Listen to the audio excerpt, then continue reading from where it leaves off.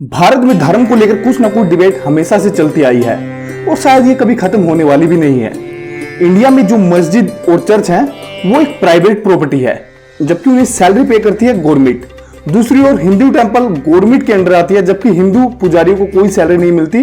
अब ये डिस्क्रिमिनेशन क्यों है, आज की वीडियो में जानेंगे। पहले इमामों की सैलरी 10,000 रुपए, मुअज्जिन की 9,000 थी। अब इमाम की सैलरी को 18,000 और मुअज्जिन को 16,000 रुपए दिए गए। दान से पहले केजरीवाल सरकार ने इमामों को इनाम दिया है। इसके अलावा जब आप मंदिर में जाते हो, अक्सर आपने मंदिर के पुजारी को देखा होगा कि वो आपके माथे पर एक तिलक लगाते हैं और आपसे 10 रुपए दान करने को बोलेंगे। अब उनके दान मांगने के पीछे एक रीजन है, वो है कि उन्हें कोई सैलरी नहीं मिलती है और हिंदू पुजारियों को टोटली मंदिर में आने वाले डोनेशन पर डिपेंड रहना पड़ता है। साल 2021 में बीजेपी प्रेसिडेंट दिलीप घोष ने ममता बनर्जी पर यह एलिगेशन लगाए थे कि साल 2012 से मुस्लिम इमाम को 2500 रुपए मिलते आ रहे हैं, जबकि अभी सिर्फ एक साल पहले ही हिंदू पुजारी को सिर्फ 1,000 रुपए मिले हैं, वो भी सिर्फ 8,000 पुजारियों के, जबकि पूरे राज्य में 80,000 से ज्यादा पुजारी हैं।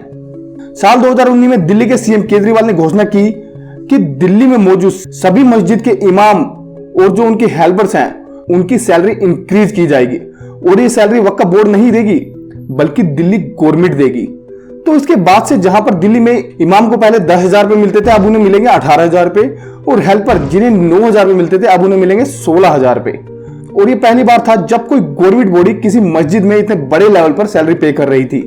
सेम केस आपको तेलंगाना में देखने को मिलेगा, जहां पर इमाम और मुअज्जिन जो कि दिन में 5 बार नमाज को पढ़ाती है उनको 5,000 रुपए देने की घोषणा की गई थी। उसके बाद हैदराबाद में 3,000 और कर्नाटक में 4,000 रुपए मंथली दिए जाते हैं। अब जब दिल्ली गवर्नमेंट ने इमाम की सैलरी हाइक की और साथ ही उन्हें जो सैलरी वो दिल्ली गवर्नमेंट देगी ये घोषणा की, तो इसके जवाब में एक्टिविस्ट सुभाष अग्रवाल ने एक आरटीआई फाइल की दिल्ली एलजी और सीएम को। अपने इस आरटीआई में उन्होंने 12 क्वेश्चन के जवाब मांगे, जिसमें दिल्ली मस्जिदों के इमाम को जो सैलरी हाइक की गई है वो किस बेस पर की गई है, इसके अलावा इन इमामों को किस तरह के गवर्नमेंट बेनिफिट मिलते हैं, दिल्ली में टोटल कितने मस्जिद हैं जहां पर इस तरह की सेवा दी जा रही है, और दिल्ली सरकार हर साल इनके ऊपर कितने स्पेंड करती है, इनकी मस्जिदों के ऊपर जो वक्फ बोर्ड है, और क्या इस तरह के बेनिफिट मंदिरों और गुरुद्वारों में भी दिए जा रहे हैं या फिर सिर्फ मस्जिदों में ही। अब दिल्ली और एलजी सीएम ने इस आरटीआई के जवाब नहीं दिया और इस आरटीआई को ट्रांसफर कर दिया department of revenue and Delhi Waqf board को।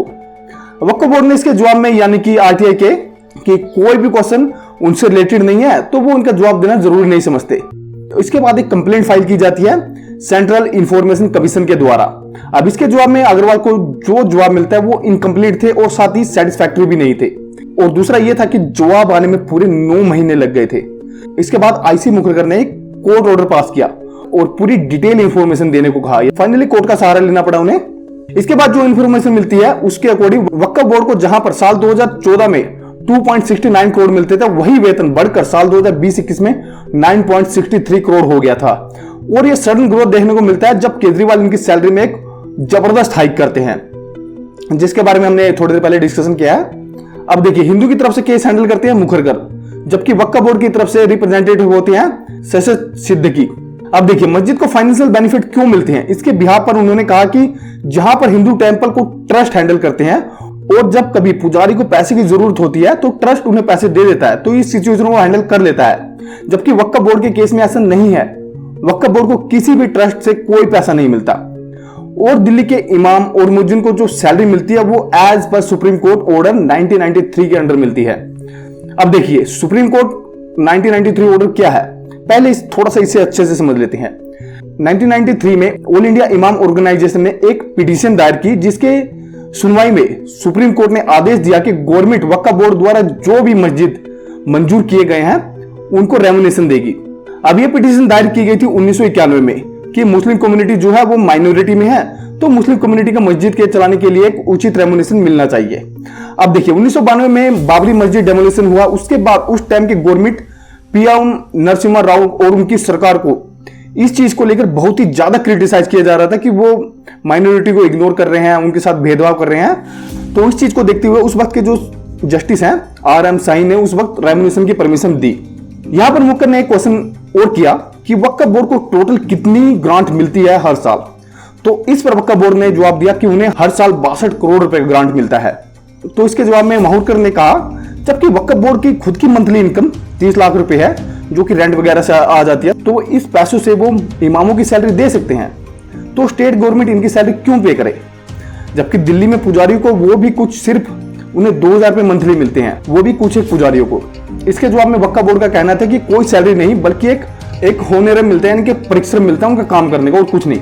अब देखिए यहाँ पर मोहक्कर ने एक सवाल और उठाया, गवर्नमेंट जो पैसे दे रही है मस्जिदों में, जाहिर सी बात है ये पैसा टैक्स पेयर का होता है, और अकॉर्डिंग टू आर्टिकल 27 जो कहता है कि आप किसी भी टैक्स पेयर के पैसे को रिलीजियस को डोनेट नहीं कर सकते, रिलीजियस को नहीं दे सकते। इसके साथ ही अपनी बात को और अच्छे से एक्सप्लेन करते हुए मोहक्कर ने कहा कि इस चीज को अच्छे से समझने के लिए आपको थोड़ा सा हिस्ट्री में जाने की जरूरत है। 1947 में देश का विभाजन हुआ। उस वक्त पाकिस्तान ने रिलीजियन नेशन यानी कि एक धर्म देश की मांग करी थी, जबकि इंडिया ने एक इक्वल राइट कॉन्स्टिट्यूशन को अपनाया था, यानी कि सभी धर्म के लोगों को एक समान अधिकार मिलेंगे। इसके साथ यह जानना भी जरूरी है कि देश के पार्टीशन होने में उस वक्त मुस्लिम कम्युनिटी को कुछ स्पेशल बेनिफिट दिए जा रहे थे, जिससे हिंदू और नॉन मुस्लिम कम्युनिटी में थोड़ी सी नाराजगी थी, और इस चीज ने देश के डिवाइड करने में अहम भूमिका निभाई थी। अब देखिए, किसी भी स्पेसिफिक कम्युनिटी के जो उनके त्योहार आते हैं, उस वक्त उनको फंड देना अकॉर्डिंग टू लॉ है, आप दे सकते हैं, जैसे कि दुर्गा पूजा, रामनवमी, ईद, क्रिसमस। बट किसी स्पेसिफिक कम्युनिटी को एक सैलरी देना ये सही नहीं है। इससे आने वाले टाइम में सेम प्रॉब्लम खड़ी हो सकती है जो आजादी से पहले हुई थी, जिसने भारत को डिवाइड किया था। अब देखिए, गवर्नमेंट से मौलवी को सैलरी मिलती है, कुछ मौलवी इनके खिलाफ भी हैं, जैसे कि मौलाना नादवी। उनका कहना है कि अगर गवर्नमेंट आपको सैलरी दे रही है, आने वाले टाइम में वो वक्फ बोर्ड और मस्जिद को अपने अंडर भी ले सकती है, तो मुस्लिम कम्युनिटी को इसके लिए भी तैयार रहना पड़ेगा।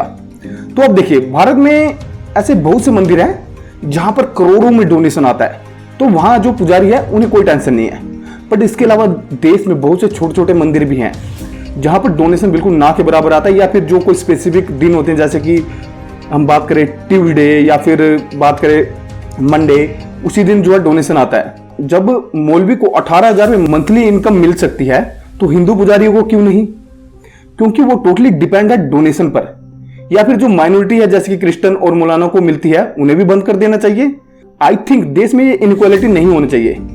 इसके अलावा एक मुद्दा और देश में हमेशा से उठता है कि हिंदू टेम्पल्स गवर्नमेंट बॉडी के अंडर क्यों आते हैं, जबकि मस्जिद और चर्च गवर्नमेंट के अंडर नहीं आते। अब ये भेदभाव क्यों? तो इसके ऊपर भी एक वीडियो बनेगी, नेक्स्ट वीडियो में इसी के ऊपर बनाऊंगा। तब तक आप मुझे सपोर्ट कीजिए। बट हाल फिलहाल अभी के लिए इस वीडियो में बस इतना ही।